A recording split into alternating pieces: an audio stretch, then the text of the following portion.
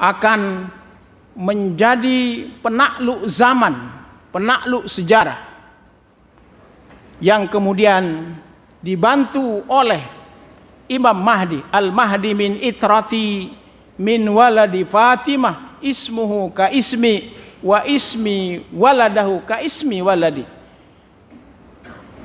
Imam Mahdi itu dari keturunanku, dari jalur Fatimah. Namanya sama dengan namaku, nama ayahnya sama dengan nama ayahku. Dan karena itu ada banyak ustadz-ustadz akhir zaman yang kemudian mengeksplor topik-topik tentang ini. Dan karena itu pula mengapa nama-nama Muhammad itu dirusak. Karena nama kepemimpinan akhir zaman itu dia adalah etniknya Arab. Etniknya Arab, bernama Muhammad, Muslim, dan dia akan dibaiat di Hijr Ismail di Ka'bah. Dan karena itulah mengapa narasi-narasi tentang kontra, saya tidak bilang benci, kontra Arab itu di mana-mana. Dan karena itu pula mengapa topik-topik khilafah, topik-topik radikal, ceramah-ceramah radikal, masjid-masjid radikal, pesantren-pesantren radikal, ustadz-ustadz radikal juga setelah tema jihad tidak lagi laku dengan UU terorisme dibongkar oleh Jerman tentang kebohongan ini. Sama dengan kebohongan orang ke bulan dibongkar oleh Jerman, ada 5 kebohongannya, kita bisa saksikan dalam bahasa asing di YouTube. Kebohongan ini juga, terorisme, jihad ini dibongkar juga. Dan akhirnya orang pergi ke bulan nggak lagi menarik cerita ini, teroris mulai nggak dipercayai, dan akhirnya kemudian kita masuk kepada era radikal ini. Kenapa era itu? Karena agenda ini tidak boleh, harus ada obat nyamuknya. Biar nyamuknya nggak tambah banyak, ya dikasih obat nyamuk. Seperti itu.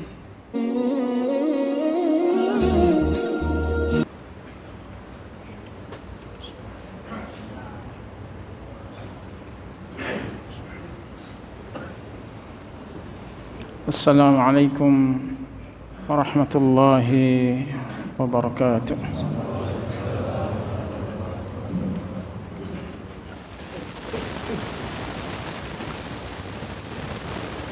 Innal hamdalillah nahmaduhu wa nasta'inuhu wa nastahdi wa natubu ilayhi wa na'udzu billahi min shururi anfusina wa sayyiati a'malina. Man yahdihillahu fala mudilla lahu wa man yudlilhu fala hadiya lahu. Asyhadu an la ilaha illallah wahdahu wa asyhadu anna Muhammadan abduhu wa rasuluhu man la nabiyya ba'dahu.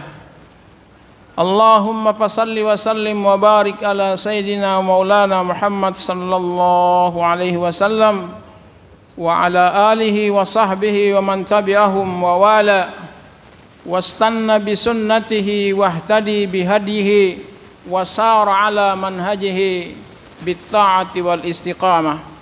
Usikum wa nafsi bi taqwallah.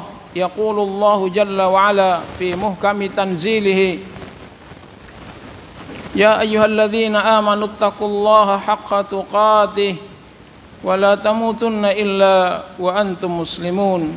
Wa ba'du. Dua agenda kebangkitan khutbah kita hari ini. Hadirin,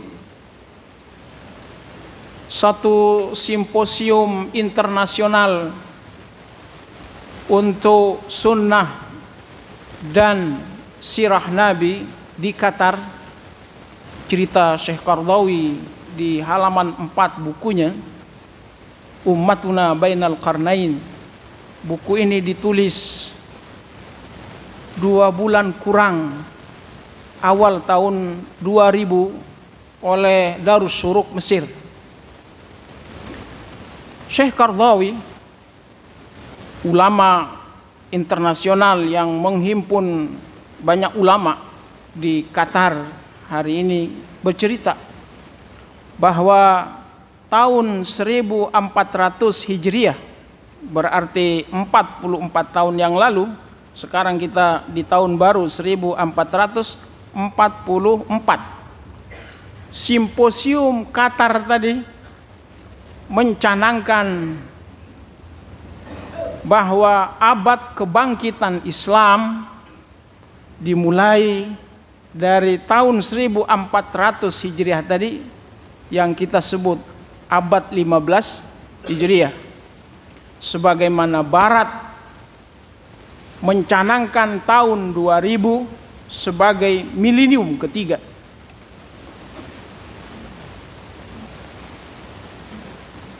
Dan kita kaum muslimin berdasarkan hadis Abu Hurairah riwayat Imam Abu Daud kitab Al-Malahim hadis 1321 menyebutkan janji Allah Subhanahu wa taala, innallaha la yab'atsu ala ra'si kulli mi'atin. Allah berjanji pada pangkal tahun, yakni satu abad, Allah akan mendatangkan kebangkitan terhadap orang yang membangkitkan agama ini. Karena itu hadirin sekalian, Syekh Qardawi hafizahullah ta'ala mengatakan ada dua agenda besar. Ada dua agenda besar terkait tentang kebangkitan ini. Dan ini harus kita selalu suarakan ketika kita berganti tahun. Karena ini amanat sejarah. Yang pertama adalah mengembalikan kepemimpinan di tangan Islam sebagai pangkal urusan yang Allah letakkan kepada kaum Bani Israel. Kaum Bani Israel itu dimulai dari Yakub alaihi salatu wassalam, yang kalau kita tonton satu musalsal, sinetron yang dibanggakan oleh banyak negara, di Indonesia saya lihat belum ada yang menerjemah ini di YouTube, tapi negara-negara lain sudah menerjemah serial sinetron, yakni Yusuf As-Siddiq.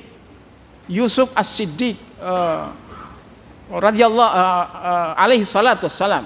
Kisah Nabi Yusuf sebagai kisah yang paling istimewa di dalam Al-Quran. Ahsanul qasas Yusuf alaihi salatu wassalam. Sejak itu dimulai kepemimpinan Bani Israel. Yusuf alaihi salatu wassalam, Allah Subhanahu wa taala skenariokan untuk menjadi pemimpin besar. Dicebur dia ke dalam sumur, diambil dia oleh musafir, dijual dia di pasar Mahasin Mesir, diangkat sebagai anak oleh Perdana Menteri Mesir, lalu dipenjara, difitnah, dipenjara, seluruh isi penjara itu menjadi jamaah pertama Nabi Yusuf alaihi salatu wassalam. Mimpi sang raja ditakwil mimpinya oleh Nabi Yusuf, disitulah dia menjadi raja pertama, pemimpin pertama yang mengislamkan Mesir pada saat itu. Kanat qala Rasulullah sallallahu alaihi wasallam, kanat banu Israil tasusumul anbiya kullama halaka nabiyyun khalafahu nabi. Kepemimpinan itu Allah letakkan kepada para nabi. Setiap ada nabi yang meninggal dunia, Allah Subhanahu wa taala selalu mengiringinya dengan nabi. Karena itu Yusuf bin Yakub bin Ishak bin Ibrahim alaihi wassalatu wassalam, 4 nabi ini orang yang paling mulia nasabnya di muka bumi, di mana Rasulullah sallallahu alaihi wasallam, Nabi Isa dan nabi-nabi yang lain nyangkut nasabnya itu kepada Ibrahim alaihi salatu wassalam. Sedangkan kita nyangkut nasab kita kepada Nuh sebagai syekhnya para nabi, lalu ke atasnya Nabi Adam alaihi salatu wassalam. 4.800 tahun masa kepemimpinan ini. Ditambah kemudian 7 abad berlalu setelah 4.800 dari Nabi Adam kepada Rasulullah, ditambah 7 abad sampai kemudian hilangnya kepemimpinan Islam dalam bentuk kekuasaan di bulan Maret 1924 Turki Utsmani Ottoman. Aisyah radhiyallahu anha bertanya kepada Rasulullah sallallahu alaihi wasallam tentang kepemimpinan ini. Maka Rasulullah sallallahu alaihi wasallam merujuk jawaban Aisyah itu kepada surah Shaf ayat 8. Yuriduna liyutfi'u nurallah biafwahin, dan seterusnya ayat ini. Maka hadirin sekalian, tugas untuk mengembalikan pokok urusan yang kita sebut dalam doa Allahumma aslih li dini alladzi huwa ismatu amri wa aslih li dunyaya allati fiha ma'ashi, restorasi agama dalam doa Nabi ini 5 poin, itu menjadi topik-topik utama kita, topik-topik utama dakwah, resolusi-resolusi dakwah. Seperti misalnya diklat kepemimpinan, pelatihan kepanduan, fikih kemandirian, kemapanan, pembebasan adalah tema-tema masa depan pengajian atau khutbah-khutbah kita. Untuk apa? Untuk menuju kepada sejarah kelima, sampai sejarah ini ditutup oleh nuzulnya Nabi Isa alaihi salatu wassalam, wa inna min ahlil kitabi illa la yu'minanna bihi qabla mautih, di surah An-Nisa 159. Sesungguhnya Allah Subhanahu wa taala, dan ini realisasi daripada surah Al-Fatihah kita ayat 7, siratal ladzina an'amta alaihim ghairil maghdubi alaihim waladdallin. Surah Al-Fatihah ayat 7 ini dieksekusi oleh Nabi Isa alaihi salatu wassalam sekitar, ini matematika sejarah, 40 tahun sebelum kiamat kubra itu hancur, dunia ini hancur. Dan Nabi Isa alaihi salatu wassalam akan menjadi penakluk zaman, penakluk sejarah, yang kemudian dibantu oleh Imam Mahdi. Al-Mahdi min itrati min waladi Fatimah ismuhu ka ismi wa ismi waladahu ka ismi waladi. Imam Mahdi itu dari keturunanku, dari jalur Fatimah, namanya sama dengan namaku, nama ayahnya sama dengan nama ayahku. Dan karena itu ada banyak ustadz-ustadz akhir zaman yang kemudian mengeksplor topik-topik tentang ini. Dan karena itu pula mengapa nama-nama Muhammad itu dirusak. Karena nama kepemimpinan akhir zaman itu dia adalah etniknya Arab. Etniknya Arab, bernama Muhammad, Muslim, dan dia akan dibaiat di Hijr Ismail di Ka'bah. Dan karena itulah mengapa narasi-narasi tentang kontra, saya tidak bilang benci, kontra Arab itu di mana-mana.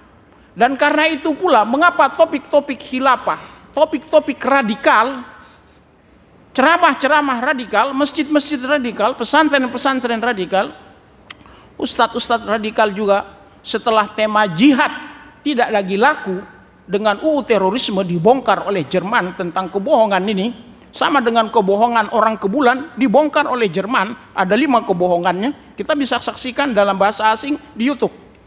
Kebohongan ini juga, terorisme, jihad ini dibongkar juga. Dan akhirnya orang pergi ke bulan nggak lagi menarik cerita ini, teroris mulai nggak dipercayai, dan akhirnya kemudian kita masuk kepada era radikal ini. Kenapa era itu? Karena agenda ini tidak boleh, harus ada obat nyamuknya, biar nyamuknya nggak tambah banyak, ya dikasih obat nyamuk. Seperti itu. Ini agenda yang pertama, yang itu kita baca di Al-Fatihah kita, Ghairil Maghdubi alaihim itu, dan kita baca di doa setelah tahiyat kita. Innaka Hamidum Majid. Jangan salam dulu, baca doa. Allahumma inni a'udzubika min adzabi jahannam wa min adzabil qabri wa min fitnatil mahya wal mamat wa a'udzubika minal ma'tsami wal maghrib min fitnatil mahya wal mamat wa min fitnatil masihid dajjal. Fitnah masihid dajjal itulah asap-asapnya hari ini. Dajjal itu nggak boleh lahir, Pak. Padahal Dajjal itu mereka sendiri. Allah membangkitkan Dajjal. Yang ini kontroversi di setiap waktu dan di setiap zaman. Dajjal ini siapa? Itu mereka. Itu. Dan Nabi Isa serta Imam Mahdi yang akan membunuh Dajjal dan jamaah subuh.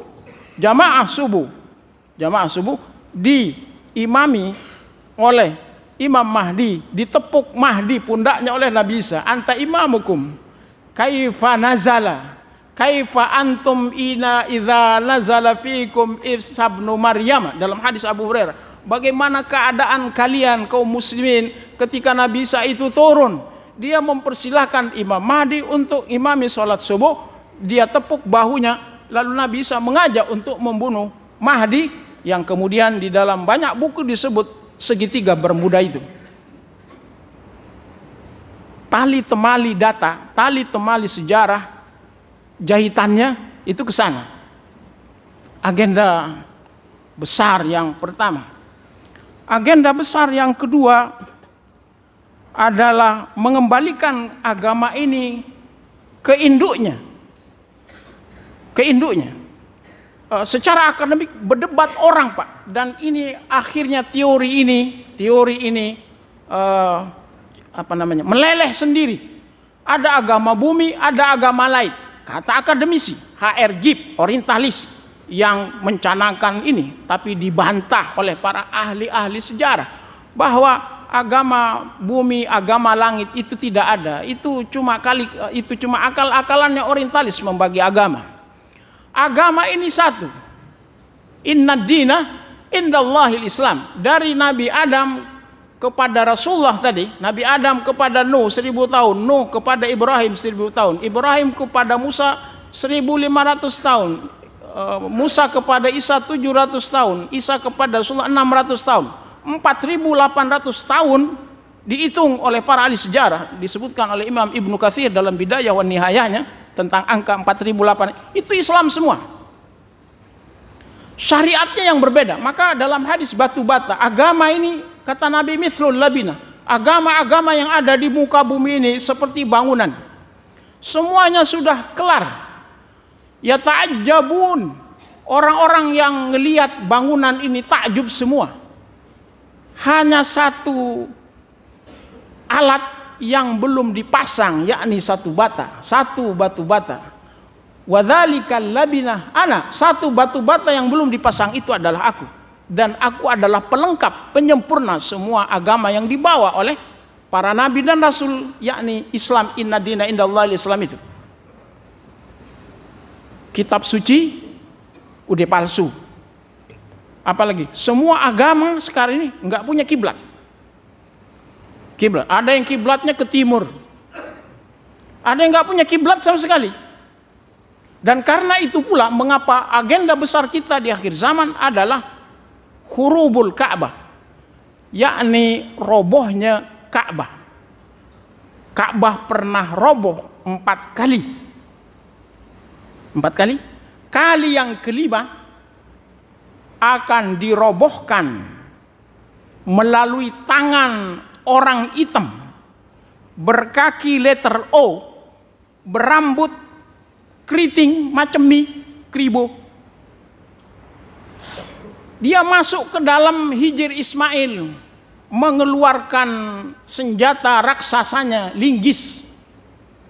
Di linggisnya Ka'bah, dinding Ka'bah dekat hijir Ismail itu roboh.